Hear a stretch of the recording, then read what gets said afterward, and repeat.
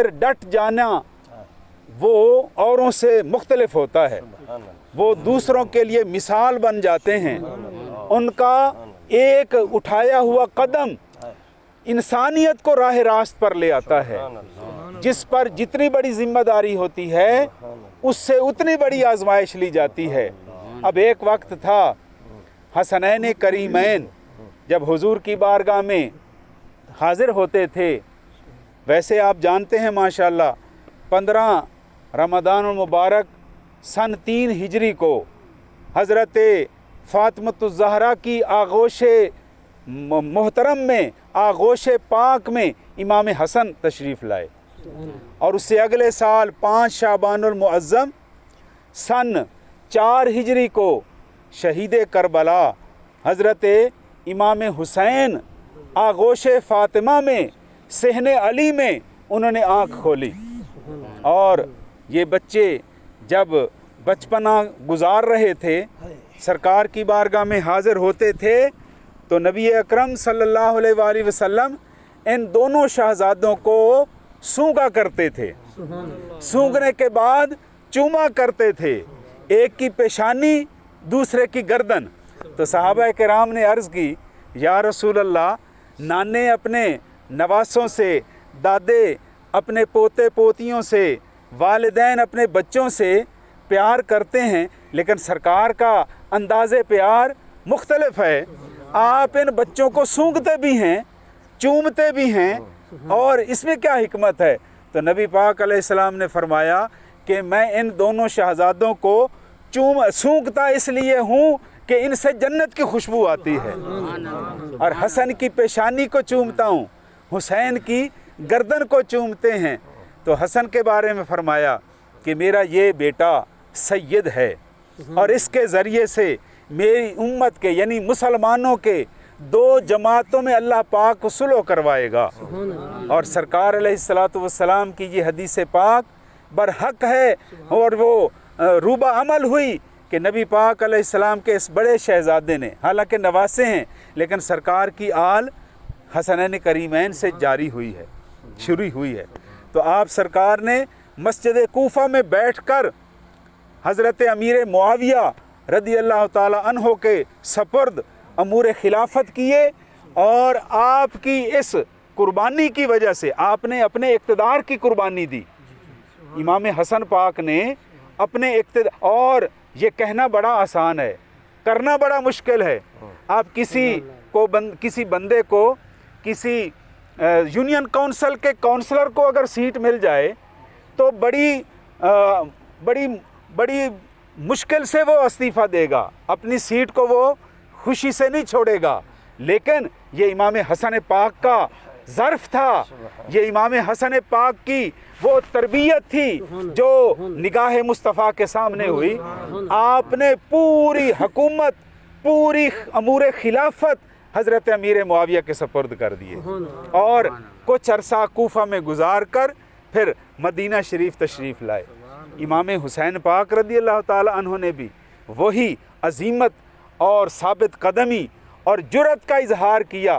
اگر آپ اس وقت یزید فاسق و فاجر پلید سے صلح کر لیتے تو حق مٹ جاتا، لوگوں کو یہ ایک مثال مل جاتی کہ مفاد حاصل کرنے کے لیے کبھی کسی برے آدمی سے ہاتھ ملانا پڑ جائے تو ملا لو، کیا امام حسین نے نہیں ملایا تھا؟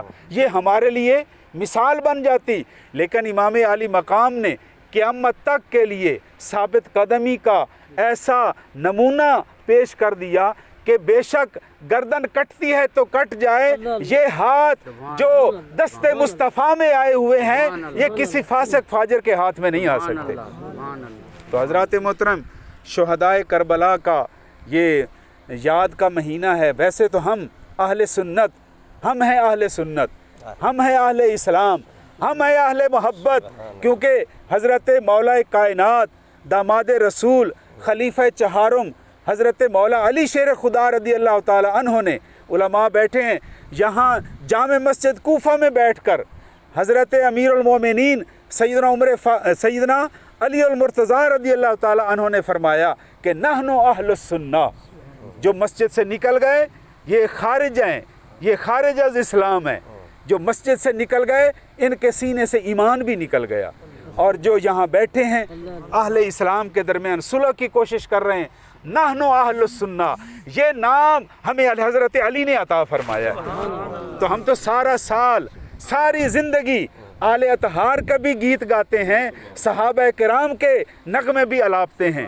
اللہ تبارک و تعالی ان مقدس ہستیوں کا صدقہ ہمیں اس عقیدے پر ثابت قدم رکھے.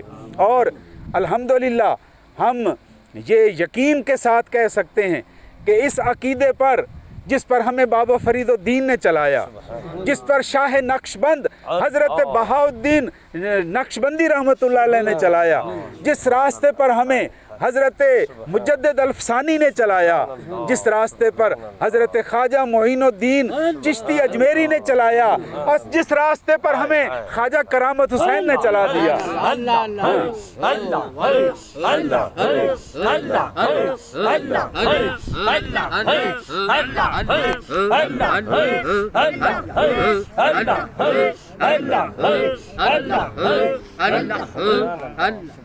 ہم اس یقین کے ساتھ ہمیں ہر وقت یہ یقین کامل رکھنا چاہیے، کیونکہ علامہ نے بھی فرمایا تھا کہ غلامی سے بدتر ہے بے یقینی. اور آج کل کا مسلمان بے یقینی کا شکار ہے. اور ہم تو اس پاک ذات کا کلمہ پڑھتے ہیں جو ساری کائنات کو رزق عطا فرمانے والا ہے. ہم تو اس آقا کے نغمے الاپتے ہیں جو ساری کائنات کے لیے رحمت بن کر تشریف لایا ہے. ہمیں زیادہ حق سے ادھر ادھر کوئی موڑ نہیں سکتا، کیونکہ ہماری نگرانی ہمارے پیران عظام فرما رہے ہیں. ہمارے عمل کی تطہیر کرتے ہیں، ہمارے کردار کو پاکیزہ بناتے ہیں. اور شیخ کامل کا کام ہی یہی ہے کہ جتنی دیر اس کی بارگاہ میں بیٹھیں، جس طرح دھوبی کپڑے کو دھوتا ہے، اللہ کا ولی دلوں کو دھوتا ہے، اور بندہ وہاں سے پاک صاف ہو کر اٹھتا ہے. اس سے دنیا کی محبت اس کے دل سے نکل جاتی ہے. اور یہ دل تو اللہ نے دیا ہی اپنی محبت کے لیے. قلب المومن عرش اللہ، یہ دل تو اللہ پاک نے دیا ہی اپنی معرفت کے لیے ہے، اپنی پہچان کے لیے عطا فرمایا ہے. اور اللہ تبارک و تعالی شہدائے کربلا کا صدقہ دیکھیے نا، انہوں نے اپنی گردنیں کٹوا دی. اور اندازہ تو لگائیں، تھوڑی دیر کے لیے سوچیں تو صحیح. کچھ لوگ کہتے ہیں کہ وہ مجبور تھے. ہم کہتے ہیں وہ مجبور نہیں تھے، وہ تو ساری کائنات کے ولیوں کے دادے ہیں. اور ولی وہ ہوتا ہے جو کرامت ظاہر فرماتا ہے. تو امام حسین اسی خاندان سے ہے نا. حضرت اسماعیل علیہ السلام کا خون ہے نا، حضرت ابراہیم خلیل اللہ کا خون ہے، حضرت اسماعیل ذبیح اللہ کا خون ہے، نبی پاک علیہ السلام کا مقدس خون، حضرت علی المرتضیٰ کا، حضرت بی بی فاطمۃ الزہرا کا مقدس خون ان کی رگوں میں دوڑتا ہے. کیا تاریخ بھول گئی ہے اس بات کو کہ حضرت اسماعیل وہ ہیں جن کی ایڑیوں سے اللہ نے زمزم جاری فرما دیا؟ تو اگر امام علی مقام چاہتے تو دریا کربلا کے صحرا میں ایک نہیں ہزاروں کی تعداد میں چشمے جاری ہو جاتے. لیکن یہ تو وہ مقدس لوگ ہیں جو اللہ کی رضا پر راضی رہنے والے ہیں. 3 دن کے بھوکے اور پیاسے اپنا خشک گلا اس لیے کٹوا رہے ہیں کہ تاکہ دین زندہ رہے، اسلام زندہ رہے. اور ان کی برکتوں سے آج بھی دین اسلام زندہ ہے اور قیامت تک زندہ و جاوید رہے گا.